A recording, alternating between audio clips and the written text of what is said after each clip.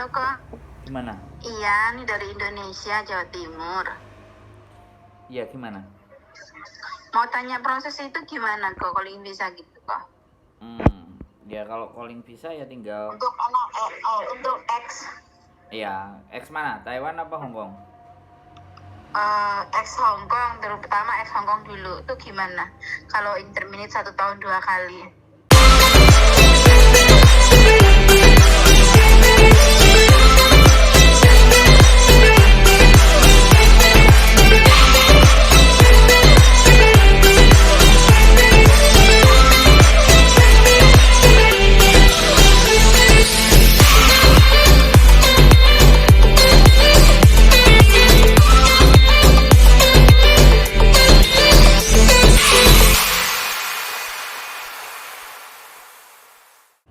Nggak ada masalah sih Mbak.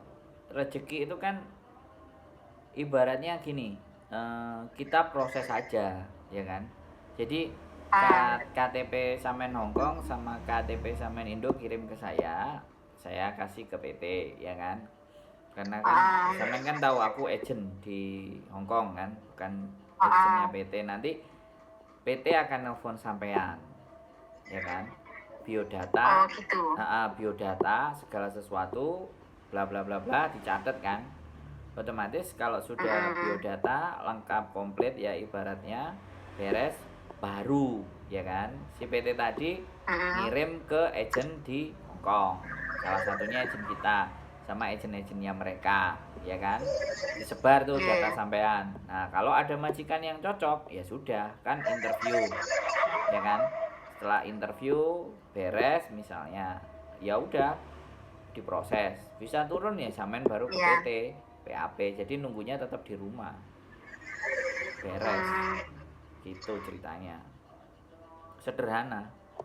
Paspornya hidup apa mati? Hidup. Wah, tambah lagi paspornya masih hidup, ya sudah tinggal di situ aja nanti apa rezeki-rezekian. Yang ngomong tuh ya kalau interminate 2 kali tuh nggak bisa proses Hong Kong lagi loh tadi ya gitu. Apalagi udah 1 tahun dari 2020 di interminate-nya bulan Desember. Lah 2020 sekarang kan 2022 Mbak. Saya bulan 8. Udah 1 tahun setengah lebih. Masa nggak bisa masuk Hong Kong lagi, aku bilang gitu. Bukan, sampai nelpon agent apa atau sampai nelpon PT apa, nggak usah disebutin ya. PT-nya di mana gitu. Iya. PT di mana? Daerahnya aja. Di daerah Malang. Oh, jadi gini loh Mbak. Setiap PT itu kan mesti mau ribut kan. Bener nggak? Terus sama agennya si A itu juga ngomongnya gitu. Gak bakal turun visanya gitu. Dia bilang gini dan sebagainya. Kamu ke Makau aja gitu. Nah, jadi ceritanya itu. Jadi ketika kita jujur, kita nggak oleh gitu, nggak akan dapat pekerjaan. Tapi kalau saya begini prinsipnya Mbak, interminate 10 kali 20 kali ya kan, buat saya sekali lagi, karena orang itu berharap untuk dapat pekerjaan kan. Yang penting KTP-nya ada, tak suruh ngirimin ke saya biar PT yang cross check, ya kan. Ya kan, KTP sampean Hong Kong ada, KTP Indonesia ada, paspor sampean masih hidup, tak kirim ke PT. Nanti PT yang atur. Gitu loh. Pada prinsipnya. Gitu ya? Nah, kalau sampean nanti mau tanya potongannya berapa, bla bla bla bla, monggo. Nanti setelah orang PT saya yang nelpon sampean. Jadi seperti itu. Karena sekali lagi di PT saya, agennya nggak cuma satu, gitu loh. Jadi kalau di ibaratnya satu agent di Hong Kong boleh kerjasama sama 10 PT di Indonesia. Misalnya contoh ya, ini aku nggak ngerti peraturan resminya. Tapi nah, satu PT di Indonesia juga punya boleh 10 agent di Hong Kong. Bisa dipahami nggak? Iya kok, bisa. Jadi dari situlah rezeki nanti kan kita nggak ngerti bahwa sampai nanti masuk ke penawaran majikan yang mana, intinya yang paling cepat yaitu yang digarap kan pastinya toh. Halo? Katanya nanti naik adu banding, kamu nanti gak bakal turun visamu dan sebagainya loh. Mendingan kamu ke Makau aja. Aku gak mau, aku bilang kan gitu sih sama agensinya yang di Hong Kong itu. Iya. Yaudah aku cari agent lain. Lah pas kebenaran aku lihat live-nya Koko kok ada sama Koko Stephen. Soalnya saya waktu terakhir di intermediate itu itu kan sama Koko Stephen dulu ikut agensi dia. Oh, iya. Ternyata dia udah Oke, nggak oke. kerja di situ lagi, di agensi itu lagi. Oh, sama Koko Steven tapi beda agent. Nggak usah disebut namanya pokoknya. Tapi Sama staffnya agent, Koko bukan di Steven. agent ini, bukan agent yang kemarin itu, dia keluar ada masalah. Oke. Aku dicariin sama dia itu kemarin itu calling pisah sama Koko Steven. Tadinya aku nggak mau proses, nanti aja lah kok kataku. Nah akhirnya aku pulang Indo, di interview lagi 2 kali gitu ceritanya itu. Oh, iya, Kayaknya sudah. sama Koko Steven dia tahu. Iya. Anak Jawa Timur Kediri dia pasti paham. Sampean Kediri mana? Wong aku lagi di Kediri sekarang. Aku Kediri Pari. Duh, aku lo Gurah. Loh, dekat berarti. Nah, tadi aku baru dari Pare, dari Pelem. Loh, tonggok. Iya, aku Kediri Pare, kampung Inggris. Lah, aku tadi dari Pelem. Ini kalau ada anak X-Taiwan kok itu yang ada di paspor gimana? Bisa itu agensinya merasa sini ya? Boleh. Pokoknya bisa ya, nanti saya kasih nomor WA-nya ya. Kalau perlu sama-sama Saya kasih anak ya. Kalau Kasih anak ya. enggak, kalau perlu sampean kesini Ya. aja sama dia atau sampean tak parani nang Pare. Geng. Lah tadi barusan saya dari Bendo. Kok dari Bendo, dari Pelem moto perusahaan rokok di Pelem situ. Perusahaan apa aja baru itu kan. Aku dari situ tadi. Ya oke lah. Jadi gitu aja sampean foto ya kan, KTP sampean Indonesia, KTP Hong Kong, sama paspor halaman depan aja. It's okay. Iya kok. Nanti sampean tinggal ditelepon sama PT. Kalau teman sampean ada yang dari Taiwan, boleh langsung aja hubungi saya. Ya mudah-mudahan ada rezeki lagi kita bisa berangkat bareng atau sampean tak tunggu di Hong Kong lah. Kalau aku sih begitu orang. Oh iya. Saya mau anak break, mau anak intermediate, mau apapun namanya rezeki kan kita ndak ngerti. Yang penting usaha aja. Giliran kok sampean diterima di sana 2 bulan 3 bulan sampean anjene intermediate tanda break ya wis iku anjene berarti kualitasnya sampean ngono lho. Kan gampang toh. Enggak usah ambil pusing. Ya waktu itu sih saya tuh sampai finish 2 tahun itu tanpa libur lagi kan ya.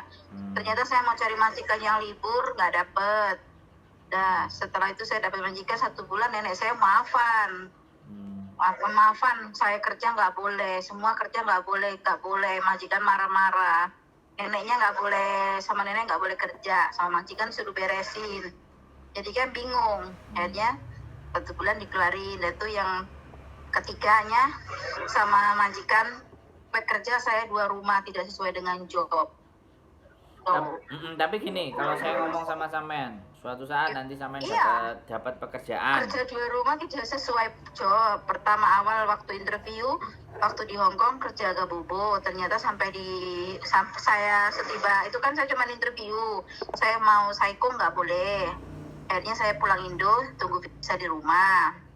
Nah setelah sampai di sana 4 bulan saya dikerjain 2 rumah, pembantunya ada 3 lagi tuh majikan saya yang ngecing saya itu. Tapi saya ditinggalin tempat bubuk, tempat mamanya di situ. Tapi kalau udah selesai jam 11 saya lari ke tempat majikan saya yang Cimeng itu. Pulang malam gitu kerjaannya aja. Oke. Udah komplain sama agensi, agensi nggak digubris, katanya udah tahan aja kamu katanya. Gini dan sebagainya. Gini. Karena sampai ternyata sudah waktu saya di intermediate dia buat suratan jelek di imigrasi. Ya makanya gini. Coba. Sekarang gini, dengerin saya ngomong ya. Karena pengalaman sampean yang seperti itu ya, saya mau kasih tahu nih sebelum sampean tak proses lagi berangkat. Nanti gini, sampean misalnya kita proses ya, kemudian berangkat. Kalau ada sesuatu yang tidak sesuai menurut sampean, saya kasih tahu ya, rekam, dokumentasikan sesuatu yang sampean anggap.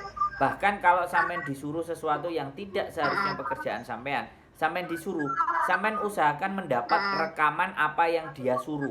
Oke? Jadi itu simpen data itu semua. Besok lagi kita nggak usah break ya, kita ke labor bikin laporan. Udah, saya waktu saya mau pulang itu ini sama majikan itu saya langsung lapor ke labor gini dan sebagainya. Sedangkan dia yang tidak sesuai dengan aturan kerja dia, saya bilang gitu. Tapi sampean bisa buktiin nggak sama labor? Saya tanya. Udah saya kasih bukti videonya. Saya kerja nih 2 rumah pulang malam, saya gitu kan ada videonya itu hari. Ya, terus apa Saya kata tunjukin sama Lebor? Apa kata Lebor? ya, si Lebor bilang jawabnya ya kalau udah gini nggak bisa nunggu di sini Mbak harus pulang Indo gitu. Oh, makanya sampean itu kan sudah proses ngebreak kan. Jadi tanggalnya ngebreak keluar baru sampean lapor, ya kan? Nah, besok iya. oke. Salahnya saya itu waktu itu saya mau lapor nggak boleh sama agensi, Ya, sama sebentar. agensi jelek kan. Oke, sebentar. Ganti saya ngomong. Besok jangan break dulu tapi lapor dulu, oke? Iya. Ya, jadi kayak gitu. Jadi sampean tahankan. Jadi biar mereka yang kirim surat ke majikan. Bisa dipahami nggak? Bisa. Jadi ini ya saya ngomong lagi sebelum sampean proses sama saya sekali lagi. Kalau nanti jebol sampean punya rezeki dan sesuatu itu pekerjaan tidak sesuai dengan tertulis atau tidak sesuai dengan aturan yang benar, jangan ngebreak dulu. Kita lapor dulu ke Lebor. Oke? Gitu loh, Mbak. Oke. Ya, nanti kalau sampean khawatir atau semuanya kan saya udah posisi di sana lah, ibaratnya memang ada rezeki. Nanti kita bisa urus gitu loh. Kalau ada nggak cocok. Jadi biar rekod sampean itu nggak break, interminate dan semuanya. Tapi kalau ataupun interminate itu atas keputusan majikan sendiri karena kita sudah membuat laporan ke Lebor gitu loh. Nah, itu karena sampean lapornya adalah setelah sampean break ya selesai, Mbak. Pulang. Nggak ada lagi. Walaupun sampean bener posisinya loh ya gitu loh. Oke? Oh, betul. Oke. Jadi jelas ya, Mbak. Saya tunggu foto KTP Hongkong sama paspornya. Oke, matur sembah nuwun. Yuk, bye-bye. Ya, Asning. Waalaikumsalam.